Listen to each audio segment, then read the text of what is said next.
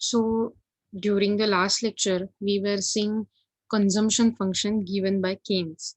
हमने देखा था कि केन्स ने क्या क्या और कैसे कंजम्पशन फंक्शन और उसके साथ MPS, MPC, marginal propensity to consume, marginal propensity to save, और उसके साथ average propensity to consume and average propensity to save, ये चीजें दी है.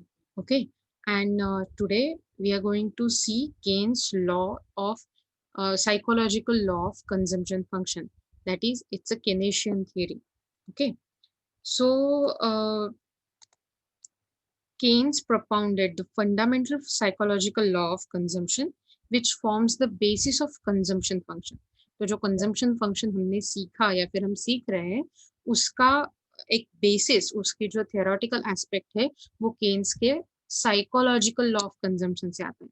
जनरली ऐसे कहा जाता है कि इकोनॉमिक्स में जो भी आपका मार्केट है, जो भी आपकी इकोनॉमी है, उसमें आपका कंज्यूमर है वो रैशनल होगा. मतलब आप एज ए कंज्यूमर रैशनल बनोगे. आप सिर्फ कम प्राइस पे खरीदोगे. जब भी प्राइस बढ़ेगी तो आप आपका डिमांड कम करोगे. उसके साथ जब भी आपको ऐसे लगे कि आपका प्रॉफिट मैक्सिमाइज हो सकता है तो आप डेफिनेटली वो ही चीज चूज करोगे जिससे प्रॉफिट मैक्सिमाइज होगा. उससे कोई भी इमोशंस नहीं जुड़े होंगे, आपकी साइकी नहीं जुड़ी होगी. ओके, बट इन रियलिटी ऐसा कभी होता नहीं है. ऐसा जनरली हम क्या करते हैं, हमारा जो इमोशंस होते हैं, हमारी जो भावनाएं होती है, जो एक एक चीज से जुड़ी हुई होती है जो आपको चाहिए, तो उसके हिसाब से आप लेते हो. मेरे फ्रेंड ने लिया तो मुझे भी लेना है. मुझे ना राडो का घड़ी जो लगता है ना, रिस्ट वॉच, राडो नाम की कंपनी है, वो बहुत ही अच्छा लगता है. गुची के बैग्स है जो मुझे बहुत ही अच्छे लगते हैं और मुझे वही लेने हैं. अब उनकी प्राइस ज्यादा हो भी तो क्या हो, मुझे वही लेने हैं.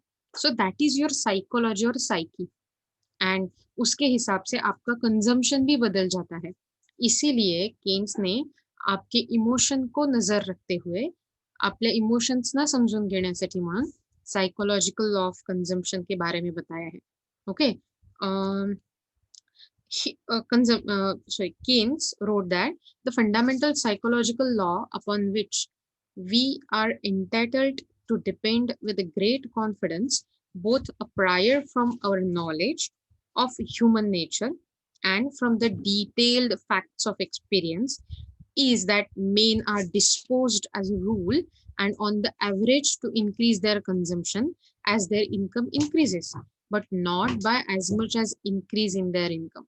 सो या सगळ्या कठीण कठीण कठीण कठीण अशा वाक्यांचा अर्थ असा सांगतो कि एज इट इज जो भी हम इनकम लेते हैं उसके हिसाब से आप कंजम्पशन नहीं करते पूरा का पूरा. इन द सेंस जितना इनकम है उतना कंजम्पशन कभी नहीं रहता.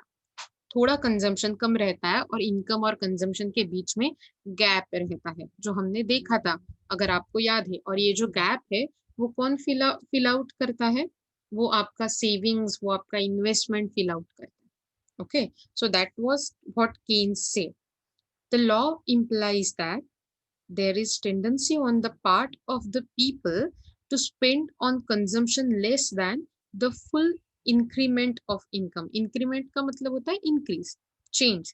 तो जैसे इनकम में बदलाव आता है, इनकम चेंज होता है, उसके हिसाब से कंजम्पशन भी चेंज होता है, लेकिन लेस देन प्रोपोर्शन. मतलब सेम हिसाब से नहीं. अगर इनकम 100 से बढ़ा तो शायद मेरा कंजम्पशन 80 से बढ़ेगा, नॉट 100 से. ओके, होपफुली मैंने ये आपको ऑलरेडी पहले बताया था, लेकिन अगर इसमें कोई मतलब डाउट है please ask me. Okay, let's see आगे. So as it is let's watch one video, उससे हमें क्या पता चलता है वो देखते हैं. ओके,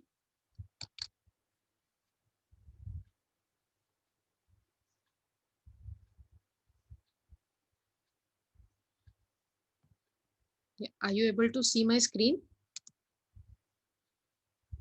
मित्रांनी? Yes. Okay, cool. Yes, ma'am. Psychological law of Keynes. This law states that with increase in income, consumption also increases, but at a lower rate. In simple words, with increase in income, the proportion of income spent on consumption of various goods and services decreases, and that goes towards saving increases. For example, if a person is earning rupees 10,000 per month and spends rupees 7,000 per month on consumption, proportion of his income spent on consumption is 70%. Balance 30% will be his savings. But when his income increases to rupees 1 lakh per month, then he will not spend 70% of his income, that is rupees 70,000 on consumption. He will spend less than 70,000 on consumption. Let's say he spends rupees 60,000 per month on consumption. Hence, the proportion of his income spent on consumption now is 60%. Balance 40% of his income is savings. तुमच्या लक्षात येत आहे मी काय सांगत होते? मला वाटतं यात त्यांनी खूप मस्त प्रकारे सांगितलंय की when we are talking about one person, okay, जब उसका इनकम 10,000 था तो उसका कंजम्पशन कितना था? 7,000 रुपए, 7,000 रुपीज. तो that means 70% of his income was being consumed, उसका कंजम्पशन के लिए इस्तेमाल हो रहा था. लेकिन अब जब हम जो 70% के बाद वो जो 30% बचते हैं वो सेविंग्स हो रहे थे, सेविंग्स में जा रहे थे, राइट? लेकिन now his income has increased to rupees 1 lakh. Okay, so lastly we were as that person was consuming 70%, so 70% of 1 lakh is 70,000, right? But he is not spending 70,000 on consumption, but he is spending only rupees 60,000 on his consumption. That is 60% of his income. Matlab proportion of his consumption has been lowered by him. तो 70 से 60 हो गया consumption, 70% 70% से 60%, और जो बाकी बचता है अभी 40% वो सेविंग्स में जाने लगा. इसका मतलब जैसे ही आपका इनकम बढ़ा आपका कंजम्पशन बढ़ा, लेकिन not in a same proportion, और आपका सेविंग्स भी बढ़ा इंक्रीजिंगली. मतलब सेविंग्स ज्यादा बढ़ने लगा, कंजम्पशन बढ़ने लगा, मतलब at a slower rate. Okay, ये समझ में आ रहा है आपको? This shows that with the increase in income, consumption also increases, but the proportion of income spent on consumption decreases. And इसका मतलब होता है आपका जब इनकम बढ़ता है तो आपका कंजम्पशन तो इंक्रीज होता है, लेकिन APC average propensity to consume जो होता है, मतलब आपका प्रपोर्शन जो कंजम्पशन का वो कम होता है. लेकिन उसके साथ जो सेविंग्स बढ़ता है उसके साथ आने वाली APS that is average propensity to consume वो बढ़ने लगता है. ओके, तो मतलब इनकम के साथ 3 फैक्टर बढ़ते हैं. ओके, इनकम बढ़ता है उसके साथ कंजम्पशन बढ़ेगा, सेविंग्स बढ़ेगा, और average propensity to save APS भी बढ़ेगा. लेकिन सिर्फ एक फैक्टर कम होता है, that is average propensity to consume. देखो ये 4 चीजें अलग है: consumption, average propensity to consume, savings और average propensity to save. Consumption gross है, मतलब 70,000, पहले 7,000 होता था, अब 60,000 हो रहा है, 60,000 हो रहा है. तो कंजम्पशन बढ़ रहा है, लेकिन पहले 70% ऑफ इनकम कंज्यूम हो रहा था, अब 60% हो रहा है. तो जो 70% है और 60% है, that is APC average propensity to consume. लेकिन जो 7,000 60,000 ये जो दिख रहा है वो है आपका डायरेक्ट ग्रॉस कंजम्पशन. ओके, और ये जो सेविंग्स है वो भी ऐसे ही है, 10,000 में से 7,000 कंज्यूम किया, मतलब 3,000 सेव किया, तो 3,000 हुआ आपका gross saving, gross domestic saving. और इसके साथ जो बचता है परसेंटेज में, दैट इज 30,000, वो होगा आपका एपीएस. ये समझ में आ रहा है होपफुली आपको? the proportion of income that goes towards savings increases. Okay, मुझे लगता है कि मुझे जो बताना था in a easier word, I was trying to give you in a what we can say in a video format. मैं आपको देने का चाहती थी. Okay, just a minute. Okay, yeah. So मला सांगा तुम्ही आतापर्यंत ही व्हिडिओ पाहिली, ओके, आणि सिरियसली सांगा तुम्हाला त्या व्हिडिओ मधलं काही कळलं नाही असं झालंय का? तर मी तुम्हाला ते एक्सप्लेन करणार आहे परत. तुम्हाला कळलं? ओके, होपफुली तुम्हाला कळलं असेल. पेपरमध्ये तुम्हाला लिहिता येईल असं आपण म्हणूया. कारण ह्याच्यावर मोठा प्रश्न येऊ शकतो. Explain the psychological law of consumption given by Kings आणि तुम्हाला त्याचं खूप मोठं उत्तर लिहायला लागू शकतं. सो let's see the propositions of law. मतलब लॉ क्या बताता है. Okay, this law has 3 related preposition. 3 चीजें बताता है लॉ जो आपको याद रखनी है. पहली है when income increases consumption expenditure also increases but by a smaller amount. तो जब इनकम इंक्रीज होगा आपका कंजम्पशन भी बढ़ेगा लेकिन स्मॉलर अमाउंट से. अगेन 7,000 से 60,000 हो जाएगा लेकिन yes Prateek, why are you just showing me your name. Okay, तो आपका 7,000 से 60,000 तो हो जाएगा कंजम्पशन लेकिन उस प्रपोर्शन में नहीं होगा.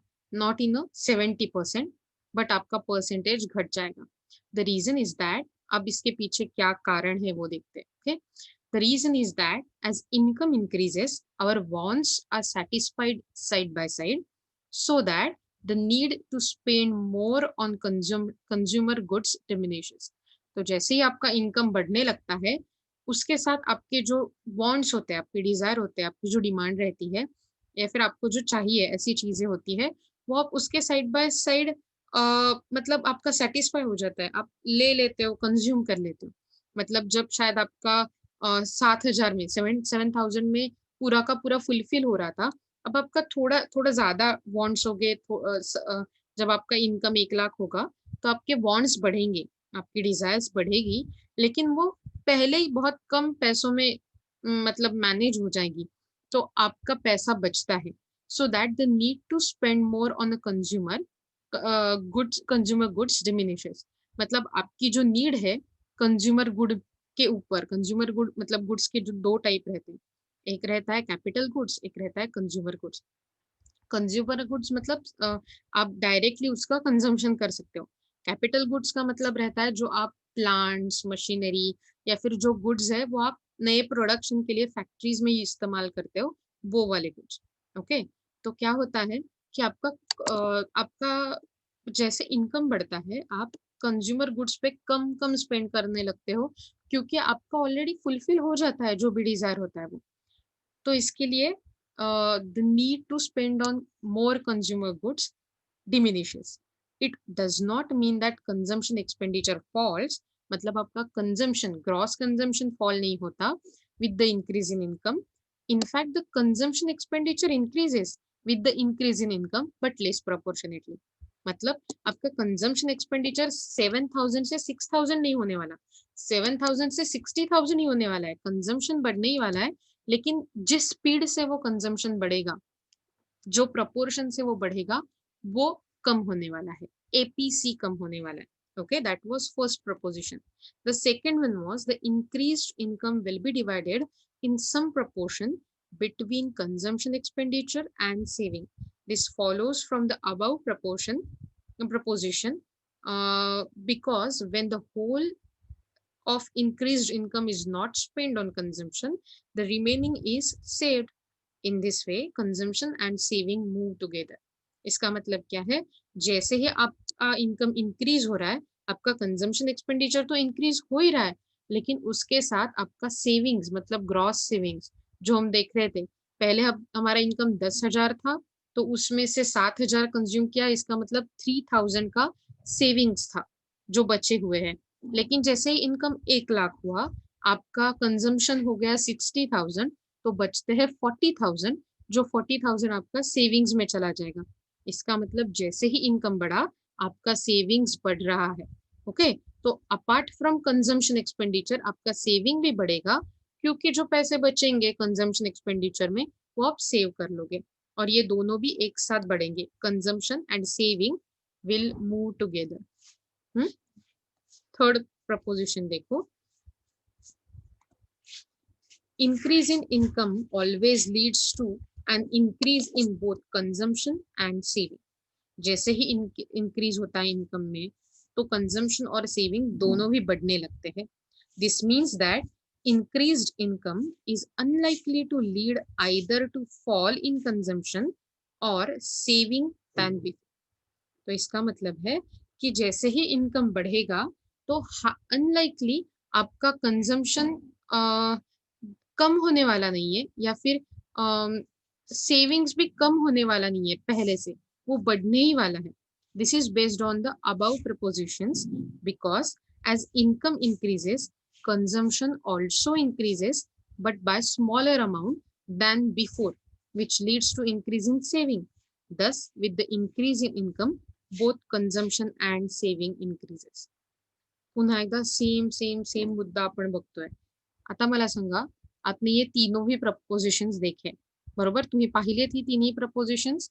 आता तुम्हाला त्याच्यामध्ये काही पण लक्षात येत नाहीये, मला कन्फ्युजन आहे, असं आहे का काही? तसं असेल तर मला सांगा, म्हणजे मग मी तुम्हाला त्याच्याबद्दल एक्सप्लेन करेन. Is there anything you want to ask me?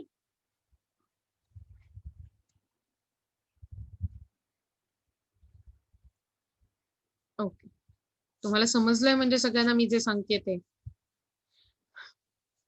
Okay, लक्षात ठेवा, जेव्हा तुम्ही या लॉ बद्दल लिहिताय तुमच्या नोट्समध्ये, तुम्ही याच्या नोट्स बनवत असाल, हा तुमचा पुढच्या प्रकारचा युनिट आहे, तुम्हाला जर लक्षात येत असेल तर तुम्हाला या सगळ्या notes Keynes psychological law of कंजम्पशनच्या अंडर लिहायचे. ओके, आपको सबको ये लिखना है Keynes psychological law of consumption के अंडर. ये जो पहले पेज पे दिख रही है इसके नीचे, ये आपकी इंट्रोडक्शन होने वाली है. फिर आएगा जो प्रपोजिशंस ऑफ लॉ, ये तीनों प्रपोजिशंस आप लिखोगे, और उसके बाद आएगा ये टेबल जिसके ऊपर आपको एक्सप्लेनेशन देखना है. ओके, सो ये टेबल ऑलरेडी हमने एक बार देखा हुआ है, लेकिन फिर भी एक बार देखते हैं कि आपका इनकम है आपके राइट लेफ्ट वर्ड कॉलम में, कंजम्पशन सी आपके मिडल कॉलम में, और राइट वाले कॉलम में सेविंग्स है. सेविंग्स कैसे निकाला है? Savings is equal to income minus consumption, क्योंकि आपका इनकम दो चीजों से बनता है, एक कंजम्पशन, एक सेविंग. ओके, तो जो सेविंग्स है उसको निकालने के लिए आपको क्या करना पड़ेगा? पूरे इनकम से कितना कंज्यूम किया है वो लेस करना पड़ेगा, तो सेविंग्स मिल जाएगा. ओके, तो जब आपका इनकम 0 है तो आपका कंजम्पशन था 20, क्योंकि कुछ कंजम्पशन ये ऑटोनॉमस कंजम्पशन रहता है, इंड्यूस्ड कंजम्पशन जैसा, मतलब आपको वो करना ही करना पड़ता है, उसके लिए आप कुछ नहीं कर सकते. फूड, शेल्टर, क्लोथिंग ऐसे जो बेसिक नेसेसिटीज रहते हैं, काही गोष्टी आपल्याला कराव्याच लागतात जगण्यासाठी. सो दॅट्स वाय कंजम्पशन कधी 0 असू शकत नाही, it must be at some amount. So अभी के लिए 20 है, इसका मतलब क्या होगा? आपका सेविंग्स होगा -20, क्योंकि 0 माइनस 20 क्या होता है? -20, राइट? 0 आपका इनकम माइनस कंजम्पशन 20, सो 0 माइनस 20 -20. इसका मतलब आपने पहले जो सेविंग किया था वो सेविंग इस्तेमाल करोगे, जिसको बोलते हैं डिस सेविंग. ओके, या फिर सेविंग की जो अमाउंट है वो आप निकाल दोगे. ओके, उसके बाद है आपका इनकम बढ़ा 60 पर, तो आपका कंजम्पशन भी बढ़ गया 70 पर. अभी भी आपका इनकम छोटा है, कंजम्पशन बड़ा है, तो जो भी 60 माइनस 70 होगा मतलब -10 होगा. इसका मतलब आपके जो सेविंग्स है आपने 60 में से कंज्यूम तो कर लिए. ओके, 60 में से 60 यूज किया, और बाकी जो 10 बच रहे हैं, -10 यहाँ पर दिख रहे हैं, वो आप डिस सेविंग करोगे. आपने जो पहले सेविंग किया है उसमें से इस्तेमाल करोगे. फिर आपका इनकम हो गया 120, कंजम्पशन भी हो गया 120, तो पास्ट वाले यूज करने की जरूरत नहीं है. 120 minus 120 is equal to 0. At this point, आपका that is your break even point. Okay, इसका मतलब इस टाइम पे आप एकदम से इक्विलिब्रियम जैसे पोजीशन पे हो कि आपके पास सेविंग्स कुछ नहीं है, लेकिन कंजम्पशन उतना ही है जितना आपका इनकम है. इसके बाद आपका इनकम बढ़ता जाएगा, कंजम्पशन भी बढ़ता जाएगा, लेकिन इनकम जितना बढ़ेगा उतना कंजम्पशन नहीं बढ़ेगा. अब इनकम हो गया 180, लेकिन आपका कंजम्पशन हो गया 170, तो 180 माइनस 170 10, तो आपका नया सेविंग्स बन गया 10. उसके बाद आपका इनकम हो गया 240, आपका कंजम्पशन हो गया 220, तो 240 माइनस 220 20, आपका सेविंग्स हो गया 20. ऐसे हिसाब से ये ग्राफ चलता है. The three propositions of law can be explained with the help of following table. Okay, तो जो हमने 3 प्रपोजिशंस लास्ट में देखे थे वही अब टेबल के हिसाब से देखने हैं. पहला preposition, the income increases by rupees 60 crores and the increase in consumption by rupees 50 crores. तो जब आपका इनकम रेज हो रहा है ऐसे हम बोल रहे हैं, तो इसका मतलब है आपका इनकम हर बार 60 करोड़ से बढ़ रहा है और आपका जो कंजम्पशन है वो 50 करोड़ से बढ़ रहा है. The consumption expenditure is however increasing with the increase in income. मतलब जैसे आपका इनकम बढ़ रहा है वैसे आपका कंजम्पशन एक्सपेंडिचर भी बढ़ रहा है, लेकिन आपका इनकम बढ़ रहा है 60 करोड़ से, आपका कंजम्पशन बढ़ रहा है 50 करोड़ से. So that is rupees 170, 220, 270, 320 crores. ये आपका इनकम है अगेंस्ट सॉरी ये आपका कंजम्पशन है against rupees 180, 240, 300 and 360 crores respectively. इसका मतलब है जैसे आपका इनकम बढ़ रहा है उसके हिसाब से आपका कंजम्पशन फंक्शन भी बढ़ रहा है. ओके दूसरा प्रपोजिशन था हमारा कि हमारा सेविंग्स भी बढ़ने वाला है इनकम के साथ. The increased income of rupees 60 crores in each case is divided in some proportion between consumption and saving. That is rupees 50 crores and 10 crores. मतलब आपका जो सेविंग्स आपका जो इनकम बढ़ने वाला है वो दो प्रपोर्शन में बटेगा, एक कंजम्पशन और दूसरा सेविंग्स. तीसरा वाला प्रपोर्शन था हमारा कि as income increases from rupees 120 to 180, 240, 300, 360 crores, consumption will also increase from 120 to 170, 220, 270, 320 crores, along with the along with increase in savings from rupees 0 to 10, 10 to 20, 20 to 30, 30 to 40 crores respectively. मतलब जैसे ही income बढ़ेगा वैसे ही savings बढ़ेगा, वैसे ही consumption भी बढ़ेगा. With increase in income, neither consumption nor saving will fall. तो जैसे ही इनकम बढ़ेगा आपका कंजम्पशन भी नहीं गिरेगा, सेविंग्स भी नहीं गिरेगा, दोनों भी चढ़ते जाएंगे. ये तीन प्रपोजिशन हमने देखे थे और उसके हिसाब से ये टैब्यूलर एक्सप्लेनेशन भी दिया है. पहले था जैसे इनकम बढ़ेगा कंजम्पशन भी बढ़ेगा, पहला प्रपोजिशन. दूसरा था आपका इनकम है वो दो फैक्टर्स से बनता है, कंजम्पशन एंड सेविंग. तीसरा प्रपोजिशन ये था कि जैसे ही इनकम बढ़ेगा कंजम्पशन तो बढ़ ही रहा है, उसके साथ साथ सेविंग्स भी बढ़ेगा, और अगर ये दो तीनों भी मतलब इनकम ही बढ़ रहा है तो सेविंग्स और इनकम कभी भी गिरने वाले नहीं है पीछे के हिसाब से. तो जो भी प्रीवियस होगा पहला वाला होगा उससे आगे ही जाने वाला है, उससे आगे ही बढ़ने वाला है. Are you getting this three proportion? तुम्हाला समजताय का? तुम्ही ऐकताय का आधी? होपफुली तुम्ही ऐकलं पाहिजे. ओके आणि याच्या नोट्स बनवल्या पाहिजेत, हे पण तुमच्या नोट्स मध्ये आलं पाहिजे. Okay okay now definitely we are going to see the graph. बघा मी तुम्हाला आधीच सांगितलं होतं whenever you are answering economics question in your question paper then you have to answer it like पहले आपको क्या करना पड़ता है, इंट्रोडक्शन देना पड़ता है, फिर ये वो थियरी में क्या बताया वो वर्ड्स में लिखना पड़ता है, फिर अगर टेबल है तो टेबल निकालो और उसका एक्सप्लेनेशन करो, फिर ग्राफ है ग्राफ निकालो उसका एक्सप्लेनेशन करो. That's the format of your answer. Okay ये डायग्राम क्या बताते हैं. Diagrammatically the three propositions are explained in figure. तीन जो आपके प्रपोजिशन है वो फिगर में भी एक्सप्लेन किए हैं. Okay here income is measured horizontally. आपके हॉरिजॉन्टल लाइन पे मतलब एक एक्सिस पे इनकम है जो फ्लैट वाला है और वाई एक्सिस पे कंजम्पशन एंड सेविंग है. ओके दैट इज वर्टिकली आपके पास consumption and savings are measured on a vertical axis. C is the consumption function curve and 45 degree line represents income. तो आपका जो इनकम है Y वो represent किया जाता है 45 डिग्री लाइन से एंड C ये कंजम्पशन का कर्व है, बेसिक कंजम्पशन का curve. Okay so let's see आपका पहला प्रपोजिशन क्या है. When income increases from OY0 to OY1. देखो हाँ let me paint it for you for a minute. तो जैसे ही आपका इनकम पहले ये इतना छोटा था Y0 तक, तो मतलब आपका पहला इनकम था OY0 तक. ओके तो वो जैसे ही यहाँ पर बढ़ा मतलब OY1 तक पहुंच गया. ओके Y0 से Y1 तक पहुंच गया. Consumption also increases from BY0 to C1Y1.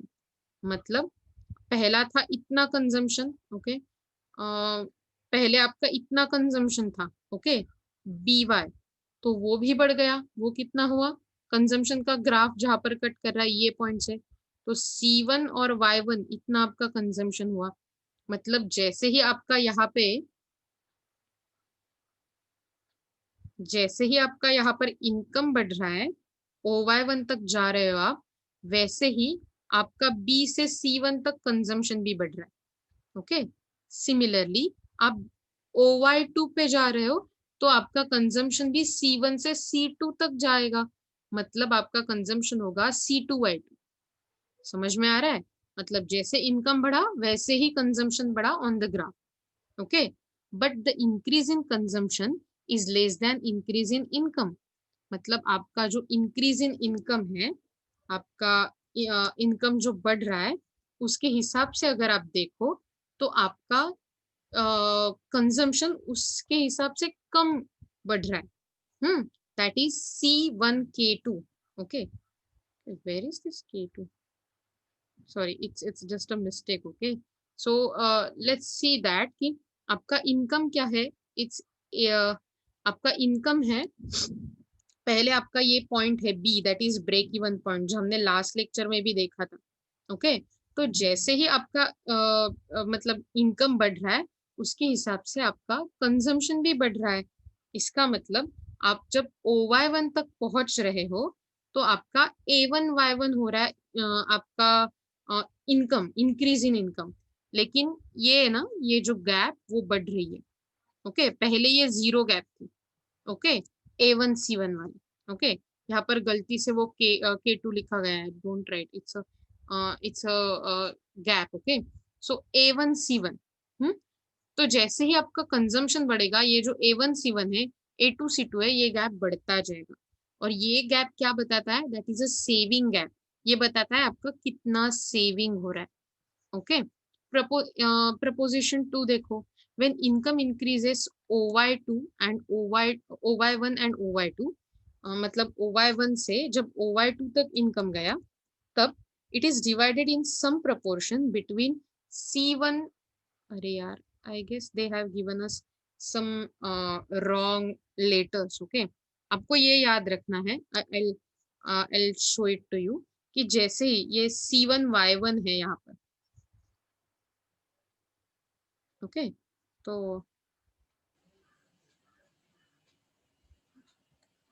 तो ये है C1Y1, ओके। तो आपका कंजम्पशन C1, जैसे ही आपका इनकम बढ़ा OY1 तक, तब आपका कंजम्पशन भी C1Y1 हुआ, और जैसे OY2 पे इनकम पहुंच गया, आपका कंजम्पशन भी C2Y2 हो गया। और उसके हिसाब से ये सेविंग्स भी बढ़ता चला गया। पहले A1C1 था, तो अब A2C2 हुआ है, और A2C2 is greater than A1C1, तो मतलब दोनों भी बढ़ रहे हैं। ये आपका प्रपोजिशन 2 था। प्रपोजिशन 3 में क्या था? इंक्रीज इन, ओके, तो प्रपोजिशन 3 क्या था? उसके पहले मुझे एक बार 2 के बारे में बात करने दो। तो ये जो पूरा का पूरा है A1 और Y1, ये आपका पूरा इनकम बताता है, और ये पूरा इनकम में से A1C1 आपका कंजम्पशन है, और सॉरी A1C1 आपका सेविंग्स है, ओके, और C1Y1 है आपका कंजम्पशन। तो इसका मतलब है कंजम्पशन प्लस सेविंग्स मिलकर आप 45 डिग्री लाइन पर पहुंच जाते हो, जो लाइन आपको बताती है इनकम की लाइन। समझ में आ रहा है? वैसे ही आगे वाले यहाँ पर देखो, जब आपका इनकम OY2 है, तो आप A2C2 इतना सेविंग कर रहे हो, और C2Y2 इतना कंजम्पशन कर रहे हो। इसका मतलब है आपका पूरा का पूरा इनकम, दैट इज A2Y2, ये हो रहा है, दो चीजों में बट रहा है, सेविंग्स और कंजम्पशन, ओके। ये आपका दूसरा प्रपोजिशन है। उसके बाद आता है proposition 3, increases in income to OY1 and OY2, मतलब जैसे ही आपका इनकम OY1 और OY2 पे बढ़ता जाता है, इट इंक्रीजेस टू, आपका कंजम्पशन भी बढ़ता जाता है, ओके। इसका मतलब है C2Y2 ये C1Y1 से बड़ा है। देखो ये gap, just let me give you again, okay. ये जो गैप है C2Y2 वाला, इससे इससे आपका ये गैप से बड़ा है C1Y1 से, तो C1Y1 ये छोटा है और C2Y2 बड़ा है। इसका मतलब जैसे ही आप Y2 के इनकम लेवल तक पहुंच गए, आपका इनकम बढ़ा तो आपका कंजम्पशन भी बढ़ गया, और इंक्रीज्ड सेविंग मतलब आपका सेविंग भी बढ़ गया, क्योंकि ये गैप छोटा है as compare to this gap. मतलब आपका सेविंग्स भी बढ़ गया एज कंपेयर टू पिछला वाला saving. It is clear from that widening area below the C curve that the saving gap between 45-degree line and C curve, मतलब जैसे ही आपका कंजम्पशन कर्व जैसे दिख रहा है और 45 डिग्री लाइन जैसे आगे बढ़ रही है, आप बोल सकते हो कि सेविंग्स भी बढ़ रहा है, कंजम्पशन भी बढ़ रहा है, और आपका इनकम भी बढ़ रहा है। मतलब कुछ भी CS और Y ये तीनों चीजें गिर नहीं रही है। That is your third proportion. Hopefully आपको ये समझ में आया होगा। अगर आपको समझ में नहीं आ रहा है तो पहले तो आपको वीडियो देखना है, फिर से एक बार नोट्स लिखने, और अगर वो भी फिर से समझ में नहीं आए तो मुझे पूछना है। Okay, so just a minute. Okay, will go forward from here. So Keynes ने क्या किया, कुछ अजम्पशन दिए उसके हिसाब से ये लॉ के लिए जो आपको लिखने, these are the assumptions for psychological law of consumption. उसने बोला it assumes a constant psychological and institutional complex. मतलब क्या, the law is based on the assumption that the psychological and institutional complexes influencing the consumption expenditure remain constant। इसका मतलब institutional complexes मतलब जो government जैसी या फिर कोई संस्था, कोई ऑर्गेनाइजेशन, कोई भी कम्युनिटी, सोसाइटी, ये जो अपने हिसाब से कल्चरल चेंज होते हैं, इकोनॉमिकल चेंज होते हैं, पॉलिसी चेंजेस होते हैं, उसके हिसाब से आपके कंजम्पशन पे इफेक्ट नहीं होने वाला। और आपके साइकोलॉजिकल हैबिट से भी such complexes are income distribution, tests, habits, social customs, price movements, population growth, etc. तो ये सबसे इन शॉर्ट रन, छोटे पीरियड में बहुत ज्यादा फर्क नहीं पड़ने वाला। They will be constant in a short run, they are not they do not change, and consumption depends on income alone। तो आपका जो कंजम्पशन है वो आपके सिर्फ इनकम पे डिपेंड करेगा, और ये बाकी के साइकोलॉजिकल या फिर इंस्टीट्यूशनल कॉम्प्लेक्स पे नहीं। The constituency of these complexes is a fundamental cause of the stable consumption function। तो अगर आपका consumption function stable है तो ये सिर्फ ये कांस्टेंट कॉम्प्लेक्स फैक्टर्स की वजह से। इसका मतलब आपका साइकोलॉजिकल और इंस्टीट्यूशनल कॉम्प्लेक्सेस, कॉम्प्लिकेशंस जो है वो कांस्टेंट है, और इसकी वजह से ही आपका कंजम्पशन फंक्शन सिर्फ इनकम पे डिपेंड करेगा, और इसकी वजह से आपका वो जो कंजम्पशन फंक्शन है वो स्टेबल रहने वाला है। It assumes the existence of normal conditions. मतलब नॉर्मल कंडीशंस ही होंगे ऐसा अज्यूम करता है। The law holds good under normal conditions. If, however, the economy is faced with abnormal or extraordinary circumstances like war, मतलब युद्ध, रिवोल्यूशन और hyper inflation, बहुत ज्यादा क्या बोलते हैं हम, बहुत ज्यादा प्राइजेस बढ़ना, that is hyper inflation. And revolution का मतलब है क्रांति होना। Okay, so like French Revolution, Industrial Revolution, they are the revolutions।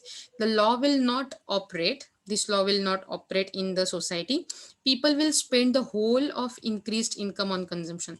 उस टाइम लोग सेविंग पे ध्यान नहीं देते, पूरा का पूरा कंज्यूम करते हैं, क्योंकि लोगों को पता नहीं होता कल होने वाला है कि नहीं, मतलब कल होना हो स्टाइल में, तो हमें पता नहीं कल के बारे में, आज ही कंज्यूम कर लेते हैं, सेविंग्स नहीं करते। That's what people believe. तो ऐसे सिर्फ लॉ ये कहाँ तक होल्ड करेगा, नॉर्मल कंडीशंस होने चाहिए। Okay, it assumes the existence of laissez faire capitalist economy. Laissez faire capitalist economy मतलब गवर्नमेंट का ज्यादा इंटरवेंशन ना होना, लेकिन फिर भी ये capitalist economy. The law operates in a rich capitalist economy where there is no government intervention. People should be free to spend increased income. तो लोगों को अपना इंक्रीज्ड इनकम स्पेंड करने की पूरी अनुमति होनी चाहिए। और in the case of regulation of private enterprise and consumption expenditure by the state, the law breaks down। मतलब जब गवर्नमेंट कुछ रिस्ट्रिक्शन डालता है तो लॉ ब्रेक डाउन हो जाता है. Thus the law is inoperative in a socialist and state controlled regulation economy. तो जब आपका इकोनॉमी कहीं सोशलिस्ट या फिर स्टेट के हिसाब से, गवर्नमेंट के हिसाब से कंट्रोल किया जाता है, तो ये लॉ अप्लाई नहीं होता, या फिर उसकी जो थियरी है वो अप्लाई नहीं होती. ओके. तो आज मैंने आपको ये तीन अजम्पशन बताए, और भी है जो हम नेक्स्ट वाले लेक्चर में देखेंगे. और उसके पहले हमने साइकोलॉजिकल लॉ ऑफ कंजम्पशन के 3 प्रपोजिशंस देखे. ये 3 प्रपोजिशंस के हिसाब से हमने उसका टैब्यूलर फॉर्म, और टैब्यूलर फॉर्म से कैसे प्रपोजिशन वर्क होते वो देखा. उसके बाद ग्राफिकल फॉर्म भी देखा, और ग्राफिकली उसका कैसे रिप्रेजेंटेशन होता है 3 प्रपोजिशन में वो भी देखा. ये आपको फिर से देखना है, रीड करना है. और अभी के लिए मैं आज के लिए ये लेक्चर रोक रही हूँ. ओके.